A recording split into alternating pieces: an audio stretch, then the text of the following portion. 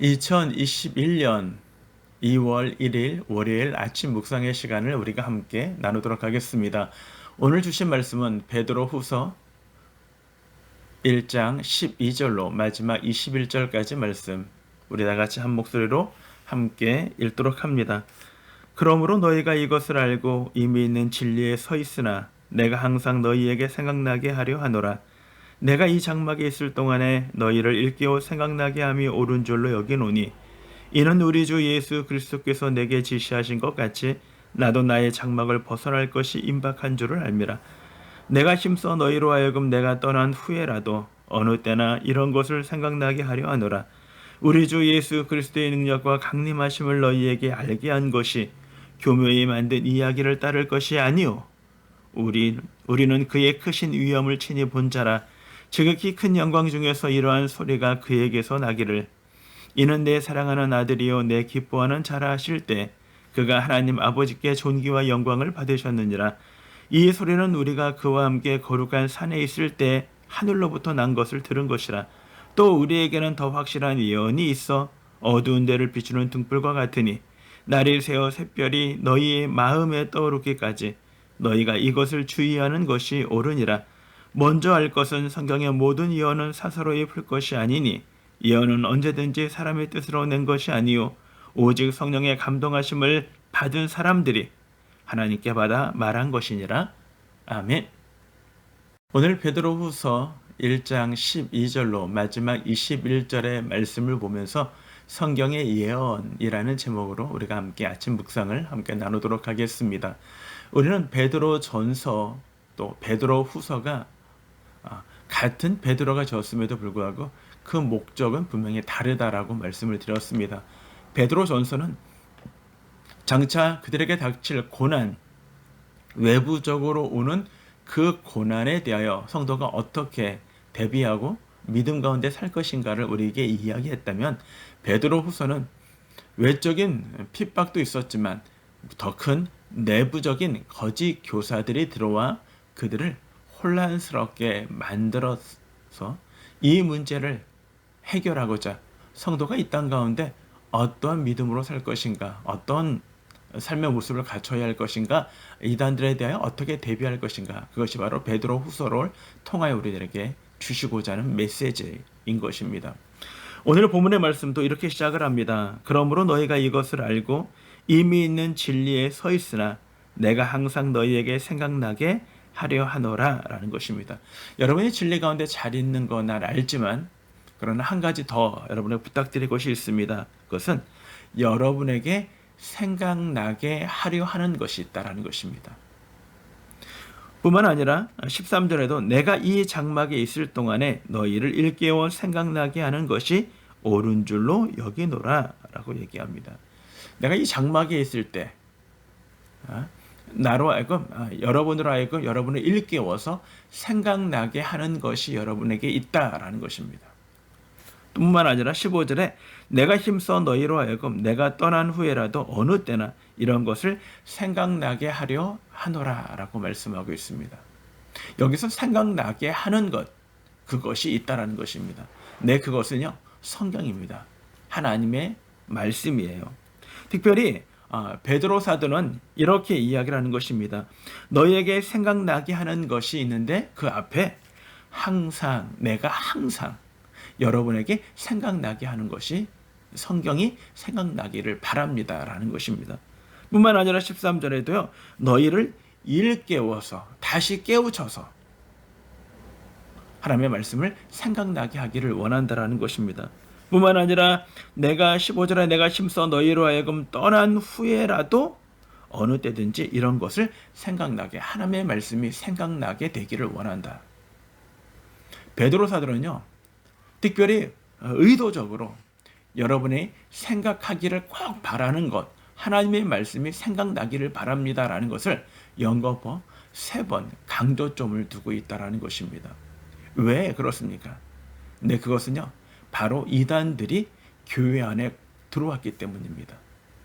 그 이단들을 물리칠 수 있는 것, 그 이단들로부터 진리를 살수할 수 있는 것은 하나님의 말씀밖에 없고, 그 말씀이 우리가 철저하게 알아야 한다라는 것입니다. 특별히 사도 베드로는요, 오늘 12절 말씀에서 이렇게 얘기합니다. 여러분이 이미 진리 가운데 서 있는 것을 내가 알지만 그래도 항상 하나님의 말씀 가운데 서 있기를 내가 바랍니다. 하나님의 말씀이 생각나기를 바랍니다. 라고 이야기하고 있는 것입니다. 뿐만 아니라 13절에요. 내가 이 장막에 있을 동안에 너희를 일깨워. 이 장막에 있을 때라는 것은, 이 장막은요, 다른 것이 아니라 바로 육신을 이야기하고 있는 것입니다. 그 얘기했을 때 육신의 몸을 입고 있는 것, 그 기간 동안 고린도 후서 5장에 보면은 사도 바울은요 이렇게 이야기를 합니다. 자신이 이 땅의 삶을 살아가는 우리의 모습에 땅에 있는 장막집이 무너지면이라고 얘기해요. 성경은요 장막이라는 것을 육신에 비교할 때가 많습니다. 그래서 우리가 이 땅 가운데 있을 때 우리의 장막이 무너지면이라는 걸 한마디로 얘기하면요, 우리의 육신은 우리에게 임시초소와 마찬가지다라는 이야기를 하고 있는 것입니다. 내가 이 땅 가운데 나의 육신이 그때가 다 되올 때, 그때 여러분들이 하나님의 말씀 가운데 그때가 되기 전에 여러분들을 일깨워서 다시 하나님의 말씀이 생각나게 하기를 간절히 원한다라고 베드로는 우리들에게 이야기해주고 있는 것입니다. 뿐만 아니라 15절에도요 이렇게 얘기하죠. 내가 심서 너희로 하여금 내가 떠난 후에라도. 12절에서는 그들의 진리 가운데, 그리고 13절에서는요 내 육신이 살아있는 동안, 내가 육신의 몸이 이 땅에 죽지 않을 동안, 그리고 15절에서는요 내가 죽은 후에라도. 오직했으면 여러분의 진리 가운데서 내가 있을 때라도, 내가 없을 때라도 여러분들은 하나님의 말씀 가운데 하나님의 말씀을 잘 생각나기를 바랍니다. 왜 베드로는 이 말을 강조하고 있는 것인가? 사실은 베드로는요 주님으로부터 부름을 받았을 때 누가복음에 보면 그가 겟세마네 동산에서 주님이 그에게 이렇게 부탁을 합니다. 베드로야, 내가 너를 위하여 기도하고 있다라고 얘기하죠. 그러니 너는 돌이켜 형제들의 믿음을 굳게 하라. 베드로는 그 사실을, 그 말씀을요 자신의 사명으로 생각했습니다. 형제들의 믿음을 바로 세우고 그들을 진리 가운데 올바르게 굳게 세우는 것, 그것이 베드로의 사명이었습니다. 주님이 그에게 주신 사명이었습니다. 그런가 하면 요한복음 21장에서 다시 찾아오신 베드로를 찾아오신 주님이 요한의 아들 시몬아 네가 나를 사랑하느냐 물으시고요, 내 양을 먹이라, 내 양을 치라 라고 말씀하셨어요. 맡겨주신 양무리들, 그들을 하나님의 말씀으로 진리 가운데 굳게 세우는 것, 하나님의 말씀으로 잘 가르치는 것, 이것이 베드로의 사명이었다라는 것입니다. 주님 앞에 주님이 직접 베드로에게 주신 그 사명, 그러기에 베드로는요 소아시아에 있는 모든 교회들이 하나님의 진리의 말씀 가운데 굳게 세워지기를 간절히 원했던 것입니다.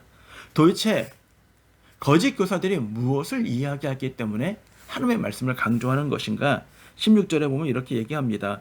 우리 주 예수 그리스도의 능력과 강림하심을 너희에게 알게 한 것이 교묘히 만든 이야기를 따른 것이 아니요 우리는 그의 크신 위엄을 친히 본 자라라고 얘기합니다. 어떤 문제를 거짓 교사들이 이야기를 했냐면 주님의 강림이에요. 주님이 이 땅에 다시 오신다? 아니요. 주님이 다시 오시지 않는다라는 것입니다. 한 번 가신 그분은 다시 오시지 않는다. 그거를 그들에게 가르쳤다라는 것입니다. 우리는 예수 그리스도가 하나님의 말씀의 예언대로 뿐만 아니라 하나님의 약속대로 그는 이 땅의 인류의 구원을 위하여 메시아로 이 땅에 오셨습니다. 그분은 하나님의 예언의 말씀대로 또 약속대로요. 그분은 우리의 죄를 담당하시고 그분은 고난을 당하셨습니다. 뿐만 아니라 그분은 십자가에 죽으셨습니다. 그리고 그 예언대로, 약속대로 그분은 다시 부활하셨고 그리고 승천하셨습니다. 이제 남겨진 것은 그분은 하나님의 약속대로, 예언대로 그분은 다시 오실 거라는 것입니다. 제가 군에 있을 때, 제가 군에서 군정으로 섬겼습니다. 군정으로 섬길 때 제가 말년 병장이 되었을 때 밑에 애들이 쉬는 시간에 총기를 수리하고 그리고 청소를 하고 그리고 고참들은 내후반에서 쉽게 얘기하면 TV 보고 놀았습니다. 왜냐하면 쫄병들이 밑에 사람들이 다 고참들의 총기와 그리고 옷까지 그리고 관물대를 다 손을 봐야 했기 때문입니다. 그러니 밑에 있는 사람들은 쉴 시간이 없었죠. 저는 이것이 너무나 좀 부당하다는 생각이 들어서 이것을 바로 잡기를 원했습니다. 그런데 상병들이 저에게 찾아와 대화를 요청했고 그때 상병들이 저에게 간곡히 부탁한 것이 그거였습니다. 자기들도 고참들의 모습을 보면서 우리가 고참이 되었을 때 저렇게 쉴 수 있을 거야. 내 시간을 가질 수 있을 거야. 제대한다면 내가 무엇을 할지 시간들의 여유를 가질 수 있을 거야. 그것이 그들에게는 소망이었습니다. 지금은 힘들고 지금은 어렵지만 시간이 지나서 저 위치에 가면 자신들 역시도 편히 쉴 거야 라는 걸 바라보고 내후반에 힘든 시간들을 견뎌왔다라는 것입니다. 그들의 편에 있어서 제가 이런 제도를 바꾸겠다라는 것은요, 그들의 소망을, 희망을 꺾는 것이었습니다. 그 말을 듣고요, 저는 제 생각을 철회했고, 그리고 그 이후로부터 내무사는 여전히 동일하게 돌아갔습니다. 오늘 이 이단들은, 거짓 교사들은요, 하나님의 자녀가 가져야 할 소망을 끊어버리는 것입니다. 주님이 우리에게 다시 오시는 것은 왜 우리들에게 소중합니까? 주님은 요한복음 5장에서 이렇게 말씀하셨습니다. 주님은 다시 오신다고요. 다시 오시는 그 주는요, 그때는 주님은 심판해 주러 오신다고요. 그래서 우리 모두는 다 심판을 받는데 우리는 생명의 심판을 받고 악한 자들은 바로 형벌의 심판을 받게 될 것이라고 우리들에게 말씀해 주고 있는 것입니다. 어떤 분은 이렇게 설명을 했습니다. 우리가 교사들이 아이들이 시험 때가 되면 교사가 교실에 2번 들어온다는 것입니다. 첫 번째 들어올 때는 시험지를 나눠주기 위해서 들어오고, 두 번째 들어올 때는 그 시험지를 걷어가기 위해 들어온다는 것입니다. 주님이 우리들에게 가장 소중한 것을 주시기 위해 오셨다면 우리의 가장 소중한 생명으로 삶을 살아냈던 우리의 모습들을, 결과를 기대하시며 다시 우리에게 오신다라는 것입니다. 그때 저와 여러분이 영광의 부활로, 그리고 승리의 부활로, 기쁨의 부활로 주님 앞에 다시 서시는 저와 여러분 모두의 모습이 되기를 바라는 것입니다. 그래서 오늘 20절에부터 이렇게 이야기를 합니다. 예언은 언제든지 사람의 뜻으로 낸 것이 아니요 오직 성령의 감동하심을 받은 사람들이 하나님께 받아 말한 것이니라. 먼저 할 것은 성경의 모든 예언을 사사로이 풀 것이 아니다. 이단들의 자신들의 생각으로 하나님의 말씀을 풀어나가는 것이 아니라는 것이죠. 왜요? 이 모든 예언, 약속은요, 성령의 감동으로 우리에게 주신 것이기 때문이라는 것입니다. 하나님은 다시 오십니다. 주님은 다시 오십니다. 저와 여러분, 우리의 인생의 힘들고 어려운 생활 속에서 소망을 바라보고 주님 앞에 그 말씀을 기억하며 말씀 가운데 삶을 살아가는 저와 여러분들에게 주님은 생명의 부활로 우리와 함께 하실 것입니다. 오늘 우리 인생 속에서 그 주님, 다시 오실 주님을 바라보시며 믿음으로 승리하시는 우리 모든 교우들이 되기를 주님의 이름으로 축원합니다.